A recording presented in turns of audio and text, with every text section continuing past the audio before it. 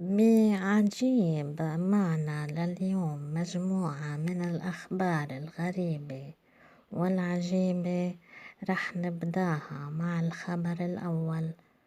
عائلة هندية تسمي مولودتها كورونا تيمنا بالفيروس. لم يعد كورونا اسم فيروس وحسب في بلدة غورا كابور بولاية أتر براديش الهندية، بعد أن حملت اسمه فتاة مولودة حديثا في المستشفى النسائي الحكومي للبلدة.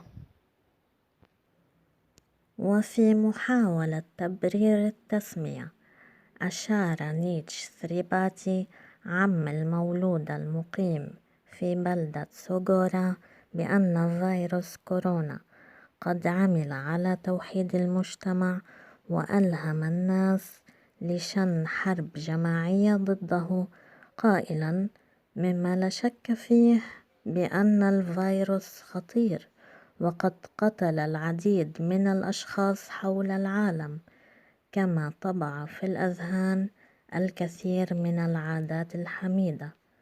وأضاف ثريباتي بأن تسمية الطفلة المولودة حديثا تيمنا باسم الفيروس جاءت عقب استشارة والديها وبعض أفراد العائلة، مؤكدا أن الناس يجب ألا تخشى كورونا بل أن تتقيد بالتعليمات التي أصدرتها الحكومة. وقال ستكون الطفلة رمز وحدة الشعب بمواجهة الفيروس. وكان طاقم العمل في المستشفى قد شعر بالدهشة بداية، لكنه عاد وأثنى على تسمية المولودة باسم كورونا. وفي خبرنا التالي، ظنوا أنه سيحميهم من كورونا. وفاة 59 كينيا شربوا الديتول. ذكرت الشرطة الكينية أن 59 شخصا لقوا مصرعهم بعدما شربوا مطهر الديتول، إضافة إلى 4 في حالة حرجة. وأشارت إلى أن أحد رجال الدين يدعى روفوس فالا نصح أتباعه بشرب ديتول من أجل الوقاية من فيروس كورونا، لكنهم لم يدركوا أنه سيقودهم إلى الموت بعدما اتبعوا نصيحته. وكانت منظمة الصحة العالمية حذرت من عدم الاستماع إلى نصائح وطرق الوقاية الطبية المعهودة. وفي خبرنا التالي، كورونا برجر، مطعم فيتنامي يبتكر ساندويتش بشكل الفيروس التاجي، عليك أن تأكله لتتغلب عليه. هذه هي فلسفة أحد طهاة مدينة هانوا الذي يحاول رفع الروح المعنوية في العاصمة الفيتنامية من خلال بيع البرجر الأخضر الذي يحمل طابع الفيروسات التاجية، حيث طرح وجبة جديدة من البرجر لإضافة نوع من البهجة في ظل الأجواء المتوترة والخوف السائد بسبب الإصابات والوفيات المتزايدة حول العالم بسبب الفيروس القاتل. ويسخر الشيف هوانغ تونغ وفريقه في مواجهة الوباء العالمي، حيث يقضون أيامهم الآن في تشكيل العشرات من سندويتشات البرجر الملون بالشاي الأخضر مع تيجان صغيرة مصنوعة من العجين نتيجة الصور المجهرية للفيروس القاتل. وقال تونغ من متجر بيتزا هوم للوجبات السريعة في وسط مدينة هانوا: لدينا هذه النكتة القائلة بأنه إذا كنت خائفا من شيء ما يجب أن تأكله. وقال تونغ: لهذا لم يعد فيروس التاجي مخيفا بعد تناول برجر على شكل الفيروس نفسه. وطريقة التفكير هذه تنشر السعادة للآخرين خلال هذا الوباء.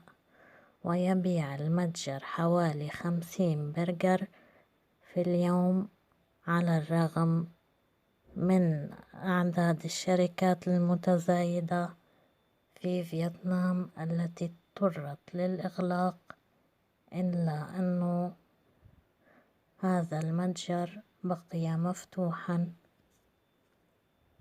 وفي خبرنا التالي: جريمة سعال في سوبر ماركت والخسائر 35,000 دولار. أقدمت سيدة في ولاية بنسلفانيا الأمريكية على تصرف غير مسؤول ومؤسف داخل أحد المتاجر الغذائية استدعى إلقاء القبض عليها. وأعلنت الشرطة أن السيدة سعلت عمدا في مواد غذائية بقيمة 35,000 دولار في محل بقالة في بنسلفانيا، وقد تواجه اتهامات جنائية بسبب تلك الفعلة، بالنظر إلى أن السعال هو إحدى الوسائل الرئيسية لانتشار عدوى فيروس كورونا المستجد الذي يروع العالم. ودخلت المرأة التي لم يتم تحديد هويتها إلى جيرتي، وهو أحد متاجر السوبر ماركت في هانوفر تاون شيب بولاية بنسلفانيا، ثم بدأت بالسعال على معروضات منها المخبوزات واللحوم وغيرها من البضائع. وقال قائد الشرطة ألبرت روكر في تصريحات أن العاملين أخرجوها بسرعة من المتجر، ثم اتصلوا بشرطة بلدة هانوفر التي نجحت في القبض عليها بعد بضع ساعات قبل أن يتم نقلها إلى الحجر.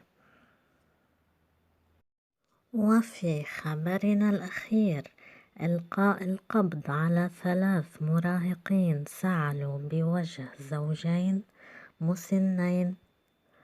ألقت السلطات في إنجلترا القبض على 3 مراهقين بعدما زعم أنهم سعلوا على زوجين مسنين وتسببوا بمشادة في الشارع. وقال عناصر الشرطة في هيرتفورد شاير أن المراهقين ال3 الذين تبلغ أعمارهم 16 و18 و19 عاما اقتربوا من الزوجين قبل أن يسعل أحدهم في وجهيهما. ولفتت المعلومات أن هذه الحادثة تسببت بنشوب مشادة أدت إلى تعرض الزوجة وهي في السبعينيات من عمرها للإصابة، وتم نقلها للمستشفى، ولكن لحسن الحظ تعافت وخرجت. كذلك فقد أدت الحادثة إلى إصابة أحد المارة بكدمات بعدما تدخل لفض المشادة، علما أن سيارة المرأة أصيبت ببعض الأضرار جراء ما حصل. إشارة إلى أن الشرطة استجوبت المراهقين الثلاثة بعد هذه الحادثة، إلا أنه أطلق سراحهم وتركوا قيد التحقيق.